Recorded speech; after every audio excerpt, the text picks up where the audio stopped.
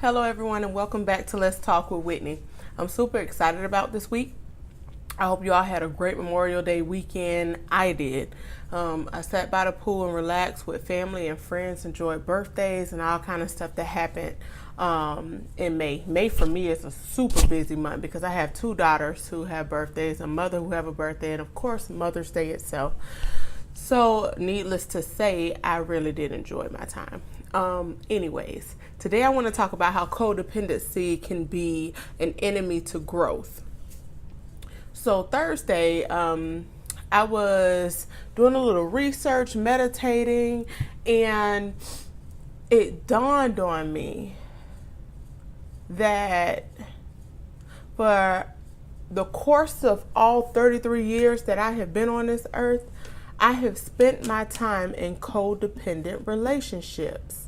Whether it was I leaned too much on my husband, or I leaned too much on family and friends, people who are supposed to be there to help me grow spiritually, I just overdid it. I was codependent. But Thursday, I actually found the root of the codependency. Because I was super insecure due to things that were said to me early in childhood or whatever, I developed this horrible insecurity of not feeling like, feeling like I needed validation from other people with my thoughts and any decision that I was going to make. I would always run it by a whole nother person and see if it was a good decision. And according to what was said to me is how I kind of flowed. But again, the codependency stemmed from insecurity. The insecurity was stemmed from the projection of insecurities of others onto me. So hurt people, needless to say. But I was watching Coach Stormy. Shout out to Coach Stormy because she is a bad girl. She had this live post where she was crying about not being able to host any more seminars for women. And at first, it seemed as if, the person that she was crying to kind of took it like the reason why she was upset was that she wouldn't be able to make any more money. But she said something that resonated different with me. And what she said was, there are women out there who were going to take their life before they came to my seminar. There are women out there who are in pain, who are looking for a place to go to keep them from making horrible decisions in their lives. And she was like, because I don't have the right team around me, and because I don't have access to the people who see the vision the way I see it, she was like, these people aren't going to get what they need. And it crushed her. So then it led me to go back to me starting things that I know God said to me.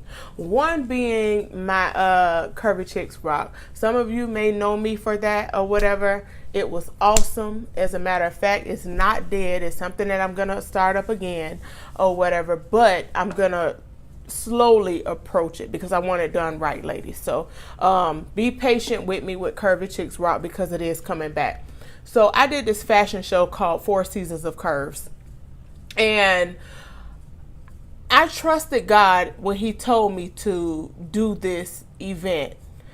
I trusted God and I listened to the Holy Spirit, and I trusted the Holy Spirit, but I didn't trust me. And what the thing that Coach Stormy said that led me to go back to how my codependent relationships and my insecurities actually destroyed me from moving forward in Curvy Chicks Rock and having an impact that I could have had was solely based off of the enemy's devices for my life. So again, I'm going to tie it all together. I had Curvy Chicks Rock, and Curvy Chicks Rock was built, it stemmed from wanting to be healthy in your mind, body, and spirit. So it had several different components. But the launch of it was going to be 4 Seasons of Curves. It was a modeling show. And within this modeling show, there were countless women who came in contact with it who were in awe. Like when I tell you the gift that flowed from me to these women was so impactful that I watched women be birthed, break away from their insecurities. I watched women birth businesses that they are actively in today, that they are winning in. I watched women just literally take their life back based off of the interaction that I had with these women. But I allowed my insecurities, I allowed my codependent nature, and I allowed my lack of belief in me to actually stop me from moving forward in this thing that I know God gave me. So again, last Thursday, listening to Coach Stormy, God showed me through this thing that it's so important for you to be able to connect to your power through his connection. You can't, because what ultimately happened was I believed in him, I believed in his Holy Spirit, but the lack of faith that I had in myself, it then created a world of doubt. So then after I decided to stop doing what I know I was told to do, I turned around and asked God, well, why did you even show me this? I asked God, well, why would you tell me to do that if this was going to be the outcome of it? Why would you tell me to do this and then abandon me and not give me the next steps? When truth of the matter, the steps were in the demand, in the command to move. He never said stop. That was a choice that I made. And then when I started to question, God, why would you tell me this? Then I began to actually move away from the Holy Spirit. So again, within everything that he gave me and that I built and me saying I trusted him, I started to push away from him. I started to deny access to the greatest thing that to my purpose. I started to deny those things. And when I denied it, I went into a deep depression for 2 years, a depression where people would reach out to me and I felt unworthy. It was days I sat in my room and I cried because I had visions that I felt like I could not complete. It was people who were put around me to help me get to the next place. I began to shun those people away from me because I didn't feel worthy.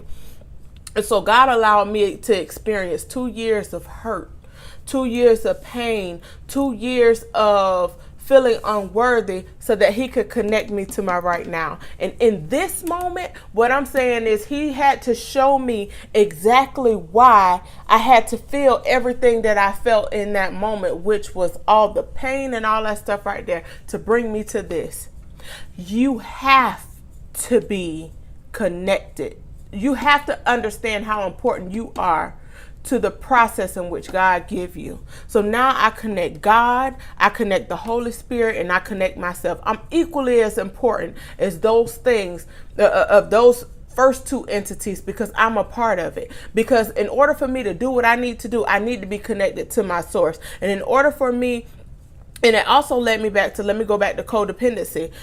It showed me that when you connect to other people the wrong way, you're taken away from that direct line from God or whatever. When you're connected to people in an unhealthy state of, in an unhealthy state, you're asking them to validate you where God is supposed to be validating you. And for that, you'll wind up right back in the situation that I was in regards to questioning whether or not you were good enough. Because see, the things, God is not like people.